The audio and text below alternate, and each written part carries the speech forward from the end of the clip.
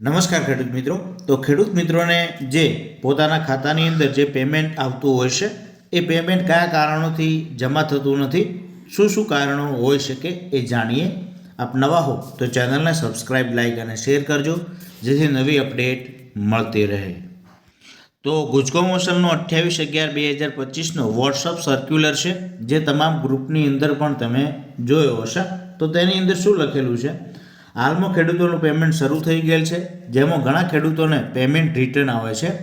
ખેડૂત payment return આપવાનું કારણ જે તે ખરીદ કરનાર સંસ્થા પોર્ટલ ઉપર જોઈ શકે છે।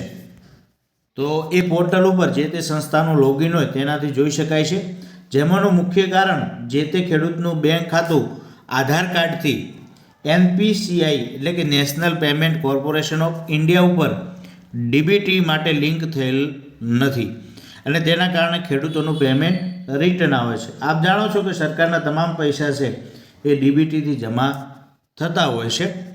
સદર કારણોથી જે ખેડૂતોના પેમેન્ટ રિટર્ન આવેલ હોય તેવા ખેડૂતોને જે તે ખરીદ કરનાર સંસ્થાએ સંપર્ક કરી ખેડૂતને જે બેંકમાં ખાતું હોય તે બેંકની પાસબુક, ચેકબુક તથા આધાર કાર્ડની કોપી લઈ રૂબરૂ જઈ બેંક ખાતાને આધાર કાર્ડથી DBT માટે લિંક કરાવવાની પ્રક્રિયાની જાણ કરવાની રહેશે।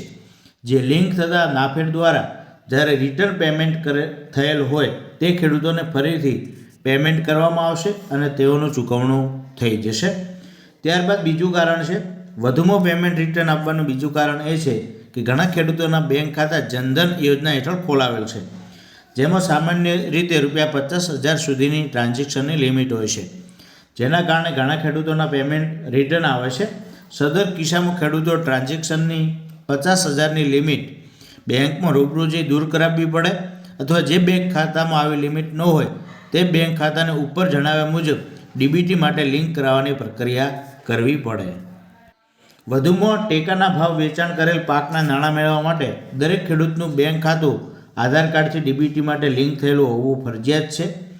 તો આ ખેડૂતોની ખરીદી સમયે જે યોગ્ય માહિતી અને માર્ગદર્શન આપશો એટલે સંસ્થાઓને કહેવામાં આવ્યું છે, જેથી ખેડૂતોને પેમેન્ટ મળી શકે।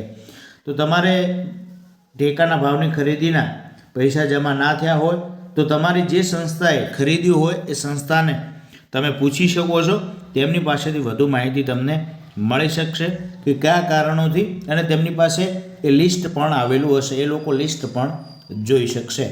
અન્ય કોઈ પણ પ્રકારનો પ્રશ્ન હોય તો કમેન્ટ બોક્સમાં જણાવતા રહેજો। થેન્ક યુ, આભાર।